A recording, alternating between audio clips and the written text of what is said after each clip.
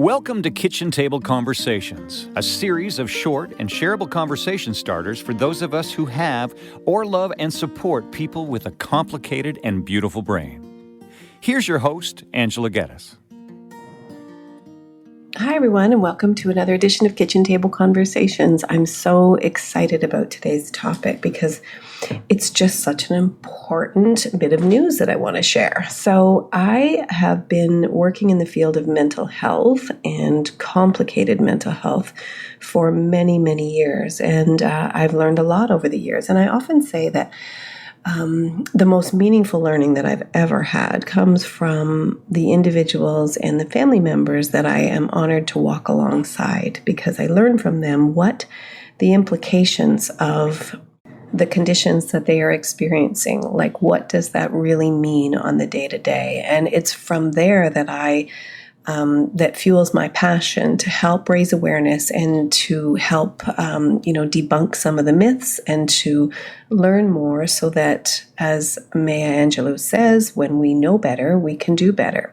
So I think most of you know by now that I'm very committed to reducing both the incidences and the impact of pregnancies that are exposed to potential toxins. And one of those biggies in our culture, in our community right now, continues to be alcohol and marijuana.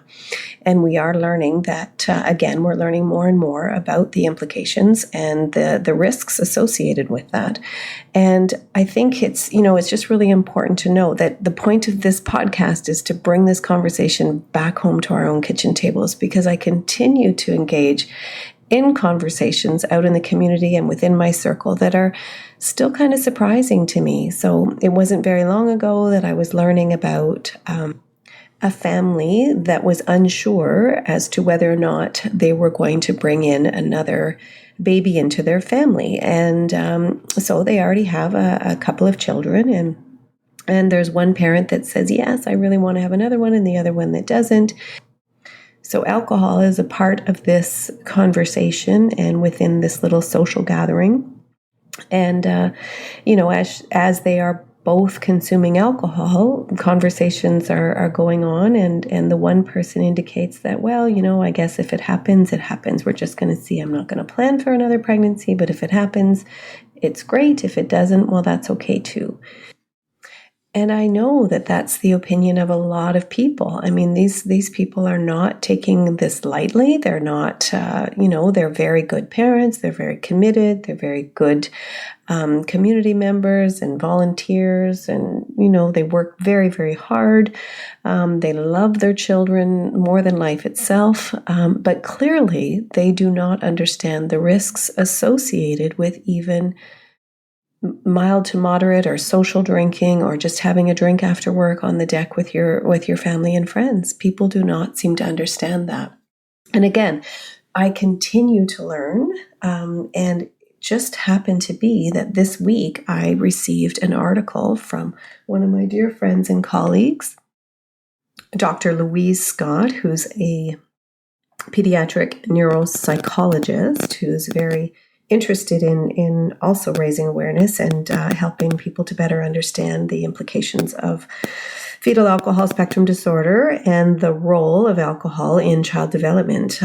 So we received this article that indicates that dad's drinking is also tied to fetal alcohol spectrum disorder. And I think that this is really, really important for all of us to embrace and to understand and to take home, because I've been in more than one situation where there's been some stigma attached to parents and particularly moms, because we focus on maternal alcohol consumption when we're looking at child development and anything that might be curious to us. And I know that, I've had conversations with moms who have denied consuming alcohol, and then, and becoming very, very frustrated with the continual suggestion that this may be a part of their experience. And in one particular case, I remember her asking me about the dad's role, because the dad was really struggling with addictions at the time, and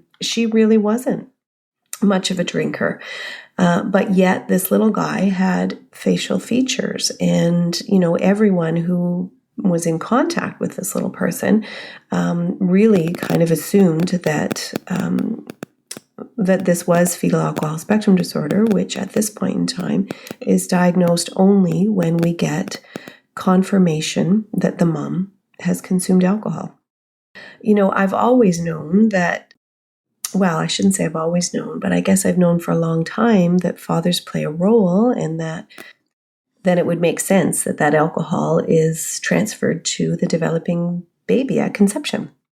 So, we always promote the fact that there's no safe amount of alcohol, and we also promote that in order to support our mums, that dads make a commitment to abstaining from alcohol while they're planning a family as well. And we try to encourage, about 3 months or so before conception to make sure that our babies are given the best possible chance. But the reality is that we live in a culture where alcohol is a huge part of it, and you can't really go anywhere without somebody offering you a drink, or without the expectation that there's going to be alcohol involved. And back when I was having children, you didn't just have a drink on a Tuesday, and it seems like that's part of what we're doing. And so it was interesting because yesterday I was in the car and listening to the radio, and there was a song on there talking about 11 drinks, and it's by the Reclaws, and it is actually a catchy tune, but I remember hearing it for the first time going, oh my goodness, another song about alcohol. And just worried about, our identification with alcohol and that kind of thing. But the DJ at the time on the radios indicated, he said something to the effect that, if you had 11 beer, can you imagine what a great time you'd have at this concert?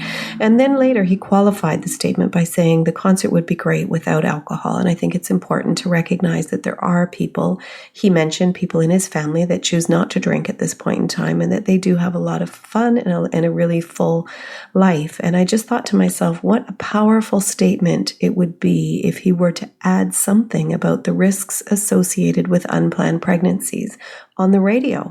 Like, why are we not having more conversations about this?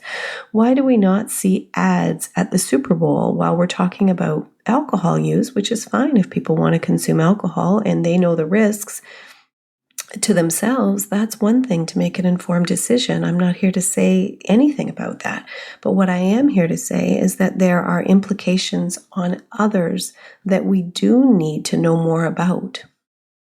So I'll post this particular article on my website, but I think it's important to see that the findings in this Journal of Clinical Investigation show that male alcohol consumption before conception caused fetal alcohol syndrome, brain and facial growth defects. Now, we in Canada use fetal alcohol spectrum disorder as the diagnostic term that's inclusive of all conditions related to prenatal alcohol exposure. But they found that male exposures actually drive certain craniofacial differences much stronger than maternal exposures do. So I'm sitting here thinking to myself, my goodness, those facial features that we saw in that little person, we all assumed that it was directly related to the mom's consumption. And now we're learning that actually this could be impacted by the father's consumption as well. So, again, research is evolving. We have plenty of it. And I don't know whether we need too much more in order to make significant differences and policy changes and that kind of thing. But I love learning more about this. I love learning that this is, our pregnancies are, it's, I've always said, it's been my little slogan and mantra lately that, it's up to everybody to help support healthy pregnancies and healthy babies and healthy communities. And this is the sole purpose of this kitchen table conversations, is to have conversations that can create opportunity for us to learn more, to be as healthy as we can be. And this is one of them. So I just really encourage you to take a look at my website, learn more about the risks associated with male consumption of alcohol too, and recognizing that, when we're planning a pregnancy, it's up to both partners to do what they can to build the healthiest of babies. And I think maybe this will really help to reduce the stigma associated with moms, and that that burden of responsibility, because the health of the baby is the responsibility of both partners. So with that being said, it is my hope that this conversation goes back to your kitchen table, and I will say with many thanks. Thanks so much for tuning in, and thanks so much for your interest in some of these conversations. And if you like what you're hearing, please feel free to share. And I've learned that you can actually do a little review, and that would be fine too. But no pressure there. Again, this is just to share information and to have really good conversations back at home where we do some of our most meaningful learning.